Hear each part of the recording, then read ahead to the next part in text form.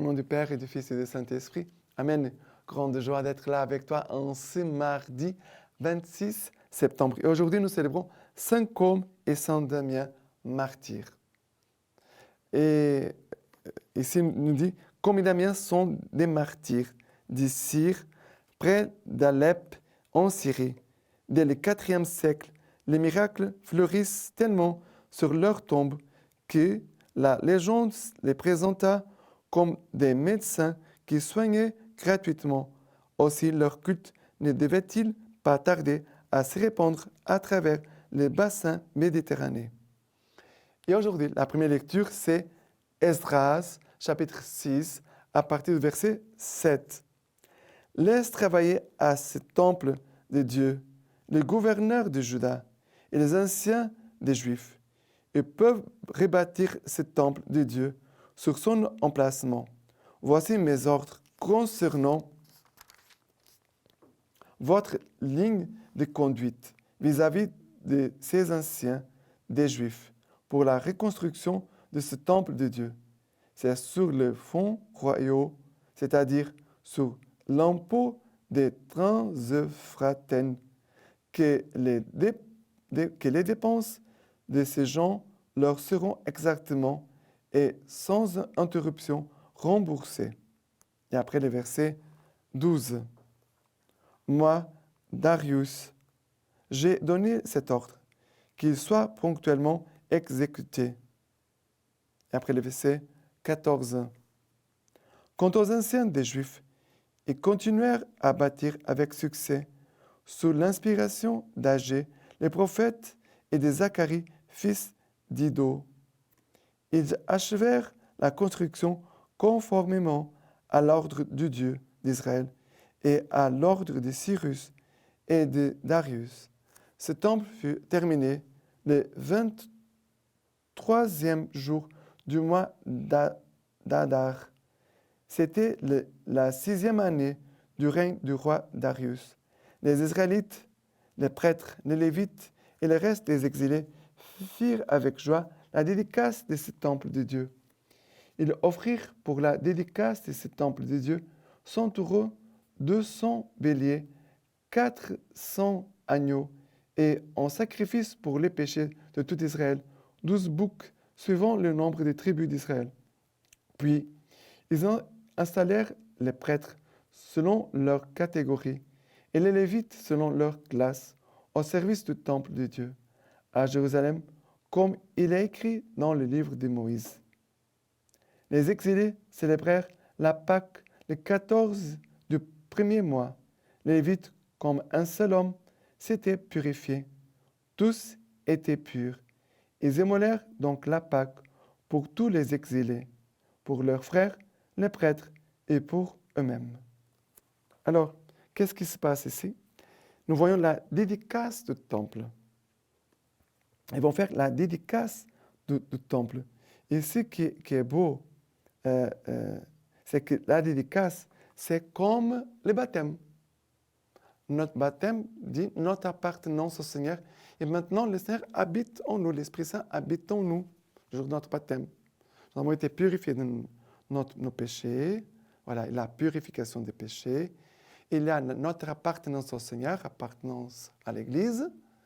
Et aussi, nous recevons l'Esprit Saint qui vient habiter ce temple que sommes nous. Ici, c'est presque la même chose. Il a la dédicace, ça veut dire le temple appartient au Seigneur. L'Esprit du Seigneur va venir dans le temple et il y a la purification des gens qui vont être purifiés pour célébrer la Pâque.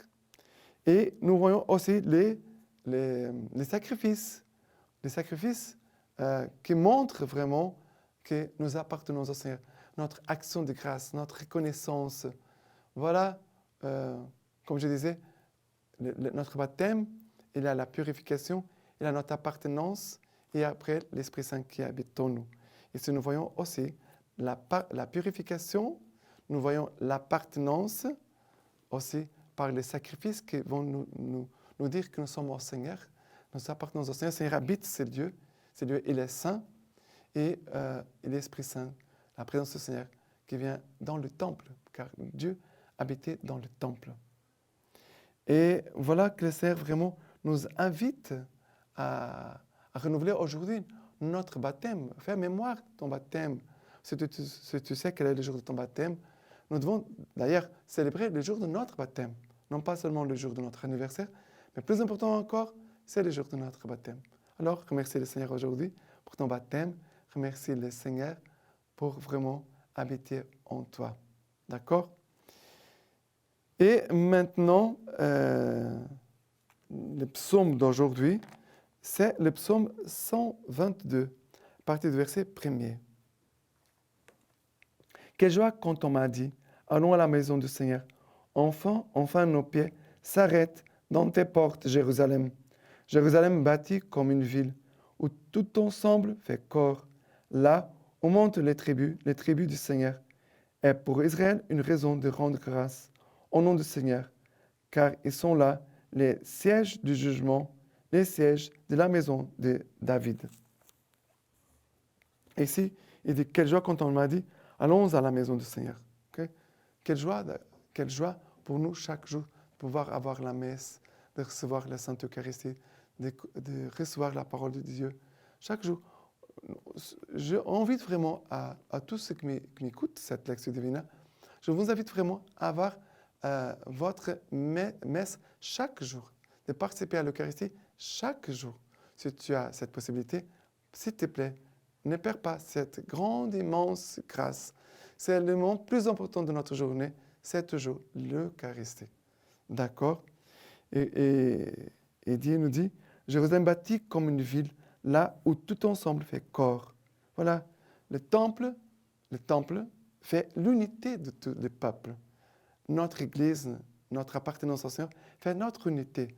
Et si célébrer la dédicace du temple, c'est aussi de célébrer notre unité. Notre vie eucharistique, notre amour envers Dieu, envers son Église, renouvelle notre unité, l'amour de Christ entre nous. D'accord? Très important aussi de nous rappeler que cette grâce de l'unité entre nous, qui vient du temple, qui vient de l'Église. D'accord? Et maintenant, l'évangile d'aujourd'hui, c'est Luc chapitre 8, à partir du verset 19. Sa mère et ses frères vinrent alors les trouver, mais ils ne pouvaient l'aborder à cause de la foule. On l'informa. Ta mère et tes frères se tiennent dehors et veulent te voir.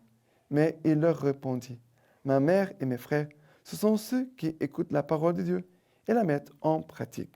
Alors, cet évangile aujourd'hui est très petit, mais il dit, voilà, que la mère de Jésus et les membres de sa famille, les cousins des membres de la famille, voilà, les frères, veulent te trouver.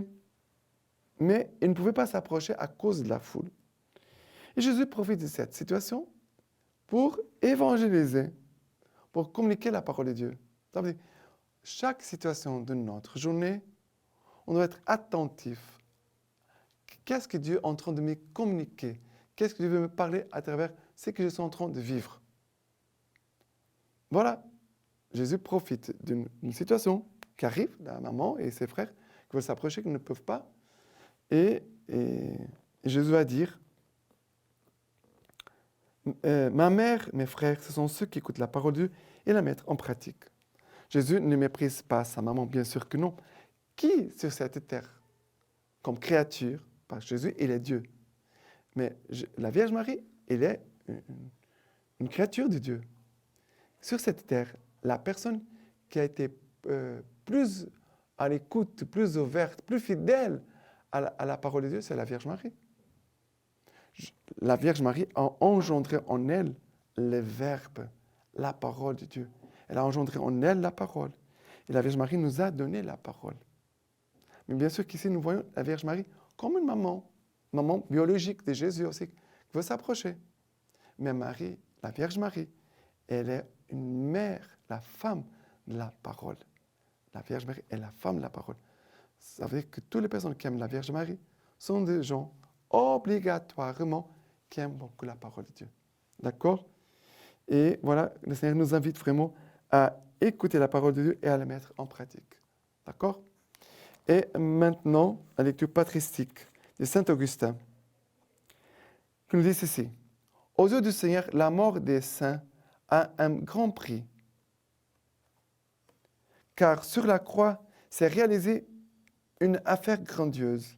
C'est là que s'est ouverte la bourse contenant le prix de notre rançon.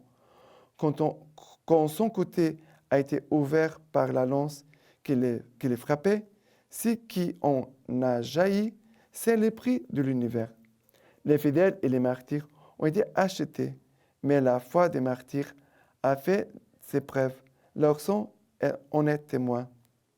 Le Christ a donné sa vie pour nous. Nous aussi, nous devons donner notre vie pour nos frères. Personne ne nourrit ses invités avec lui-même. C'est ce qui fait le Christ Seigneur. Il est l'hôte qui invite. Il est lui-même la nourriture et la boisson. Mais comment aurait-il pu en rendre autant si celui qui a fait la première dépense ne leur avait donné de quoi lui rendre? Lorsqu'il a considéré tout cela, l'homme s'est écrié: comment rendrai-je au Seigneur tout le bien qu'il m'a fait? Je lèverai la coupe du salut. Maintenant, je vous laisse la bénédiction par les mains toutes pures de la Vierge Marie. Dieu Tout-Puissant vous bénisse et vous garde, le Père, le Fils et le Saint-Esprit. Amen.